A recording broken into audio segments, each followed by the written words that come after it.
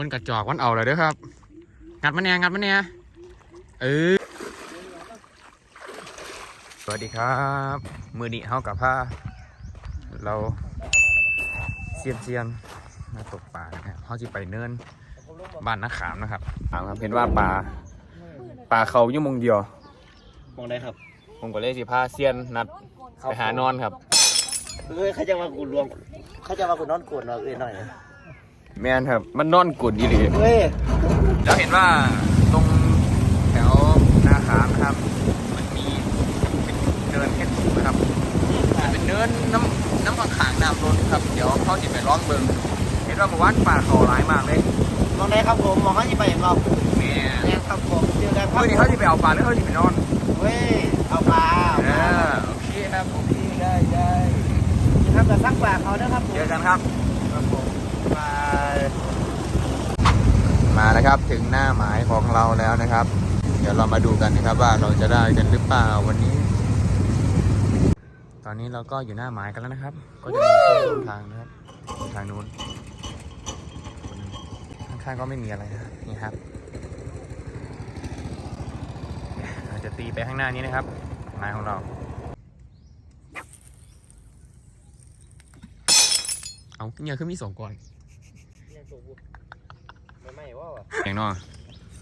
อย่างนอกำลังกันคุดลุมมันย่างใส่ครับผมเพราะว่าลมมันแห้งครับผมสีเขียวครับเป็นจะแซ่บเลยทันซิมครับผมแต่อันสวดมักนี่เสียบแน่นอนครับของสาวกันน้องเลี้ยมแล้วไป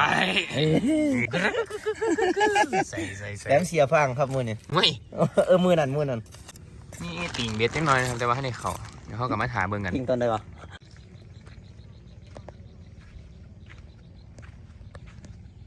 โมกี้หลังครับมือนี่อย่าฟังวะนะดึงบ่ลากไปบักไก่แล้วก็นั่งเฮียไปยังฟังอาจจะไปนี่นะครับเมื่อกี้ลากยาวเลยครับลอกอันยังก็ลอกดังคันโก่งยังก็ลอกดังคันโก่งครับ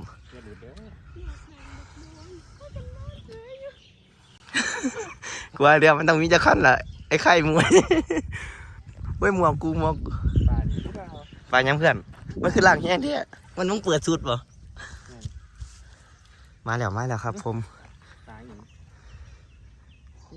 ยังป่ะไปยังรูดป่ะของยังฟังก่อนนี้ป่ะเอาผ่านลงไปมาจังลงไปปุ๊บออกเดี๋ยวปุ๊บปลา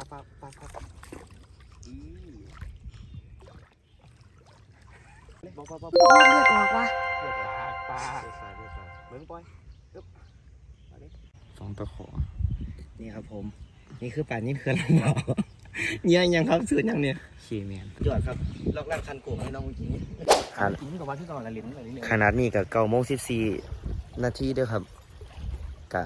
ได้แล้วครับแต้มนึงครับผมแต่ใส่นี่ตั้งแต่6:02มีดไม่ใหญ่ผมมีดไม่ใหญ่ผมนะครับนี่ครับผมกะเงี้ยวๆครับผม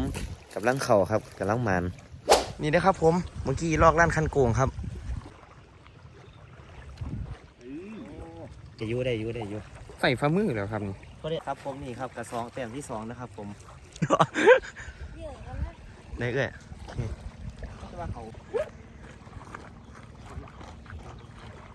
กะโปรโมทเขาเนี่ยครับผมเอาอีกแล้วด้วยครับผมขั้นเก่าครับเฮ้ยปันนี้น้อยโอ้ยจับกันนะนี่ครับผมพาอยู่ใส่นัดอันนี้นะ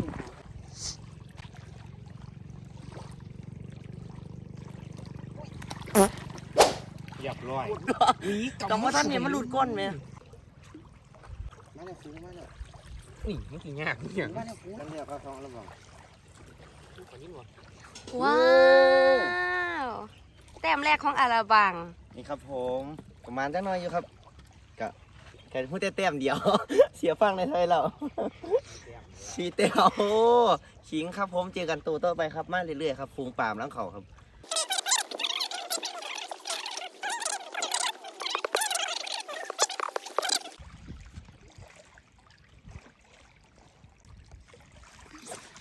โอ้โหปากสีกนี่ครับผมเอาขึ้นมาโอ้นี่ครับผมปาด นี่มันอยู่ไล่หรอ เยี่ยยังก่อนเคแมนครับ เคแมนอีกแล้วนะฮะ เอามาก เท่าไหร่ปะ นี่แหละเอามาทางนี้วิก็ตัวไงเถอะใส่ทอดครับ นี่ครับผมนะครับว่าหมอ ดึงมือผม กู้เหรอมันเป็นของมันนั่น ออกไปไทย ไหนยี่ใส่ พี่ลงไปนี่นะอย่าฟังอย่าปล่อยมัน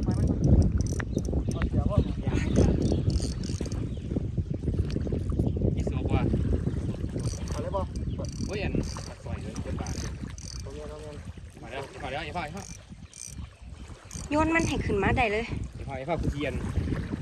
มึงเข้าไปข้างหน้าเลย มันสิตกน้ำเลย พอเด้อยืน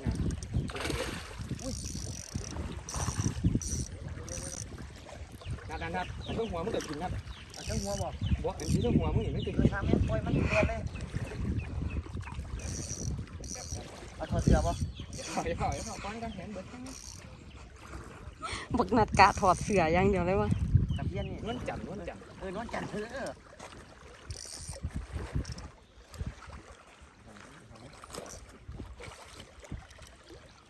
ดึงแห้งครับ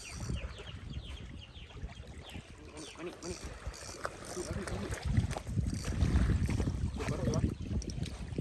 มาเร็วเดี๋ย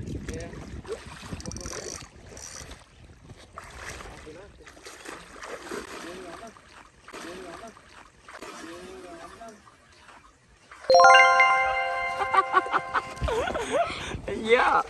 ปลาอะไรครับ ปลานวลจันทร์ครับผมตัวบักไงกูเปียกโอ้ไม่กระมานโคดูนี่มานโคครับมือนี้มัน10 แต้มแล้วบ่มึงเอาอีกแล้วคุณเอาอีก มาแล้วครับ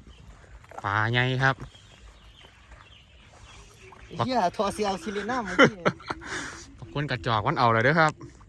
งัดมันเนี่ยเออเบาๆ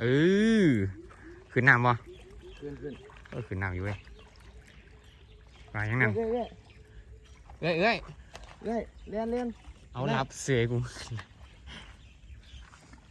บ่ยังใส่โยก อุ้ยบ่มยัน นี่บอกแล้วนี่ครับผมว้าวกูต้องสิดูเรียนหน้ามึงใส่โยก ใส่ยก พูดแล้ว โอ้ ฟังยังนี่แล้วครับผม จับปากมันจับในปากมัน ไอ้เหี้ย โอ้มาแล้วครับใส่ยก ใส่โยกเป็นไงมึงกูโยกให้เบิ่งพ้องปาด มีเห็นบักหา ตาบอดว่าสู้เบิ่งกัน นี่ครับเบิ่งไว้ครับผมขอท่าอิฟสี่ขยี้อิฟสกิตติ้งนะครับผมแหมมาเคียงน้ำผมครับคันได้ปาดนี่ผมให้เหยียบ เอาเจอกันครับจะครับผมตัวต่อไป ใส่ยก ให้ก่อน อันไหน อันนี้ นี่บ่ไปตัวต่อไป ไป เอาตัวต่อไปครับเจอกัน หมดวันแล้วนะครับวันนี้เรามาดูผลประกอบการกัน ผลงานครับโอ้อีพออีแม่เลยเอาขึ้นมาผลงานของเฮ้ามือนี่ครับของเคแมนนะครับผมก็ขอบคุณที่รับชมมากนะครับผมจนจบครับผลงานมือนี่ครับผมก็ขอ